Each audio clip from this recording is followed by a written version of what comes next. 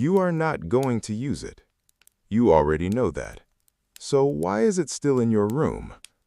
That guitar in the corner, those running shoes under the chair, that book you never finished. They are not just objects. They are reminders of a version of you that was supposed to exist, but never arrived. We usually call this clutter, but that's not what it really is. This is something deeper. This is what psychology calls aspirational weight, the silent pressure of the person you were supposed to become. If you are here again, welcome back. Today we finish this series by looking at the hardest thing to let go of. Not the past, not other people, but yourself. The version of you that never happened. As Abraham Maslow once suggested, we are always split between who we are and who we believe we could become. And sometimes, letting go of that second version is what finally lets us live as the first. When you bought that guitar, you didn't just buy an object, you bought a possibility. At that moment, you weren't just someone at a checkout counter. You were a future identity taking shape. You were the musician, the disciplined one, the person who finally starts. But time passes differently than intention, and slowly that object stops being a tool and becomes a reminder. Psychologists call this the ideal self gap, the distance between who you are and who you keep expecting yourself to become. Keeping these objects alive is often our way of keeping that gap open, because as long as the guitar is there, the story is not over. There is still a version of you who might start tomorrow.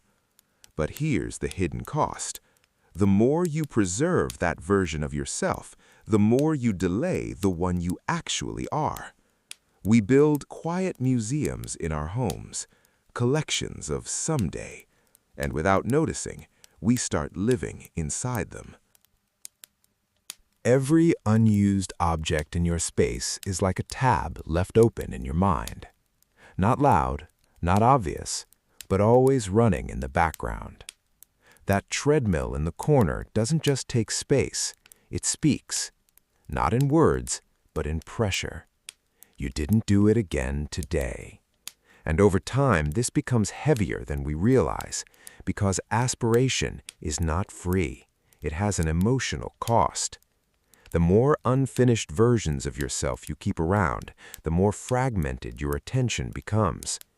We think we are holding on to motivation, but often we are holding on to guilt. And guilt does not build identity, it drains it. Not to fix, but to understand. Letting go of these objects does not erase your potential, it returns your focus to reality. To the person who is actually here.